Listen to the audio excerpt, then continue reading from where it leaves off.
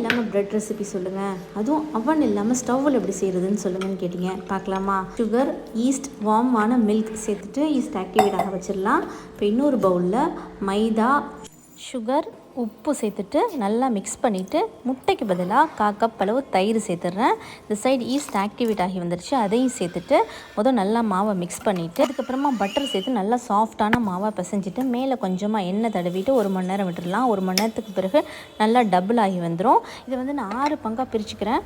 உங்களுக்கு எத்தனை பங்காக பிரித்தா வசதியாக இருக்குமோ பிரிச்சுக்கலாம், இல்லை சிங்கிளாக கூட வைக்கலாம். இந்த மாதிரி பிரித்து வைக்கும் போது நம்மளுக்கு ஈஸியாக இருக்கும். இந்த மாதிரி நல்லா வளர்த்துட்டு ஃபோல்ட் பண்ணிவிட்டு மறுபடியும் ரோல் பண்ணி அந்த எண்டை நல்லா சீல் பண்ணிட வேண்டியதான். அவ்வளோதான். இந்த மாதிரி எல்லாத்தையும் நான் ரெடி பண்ணி வச்சுக்கிட்டேன். ஒரு இதில் 4 வச்சுருக்கேன், ஒரு இதில் 2 வச்சுருக்கேன்.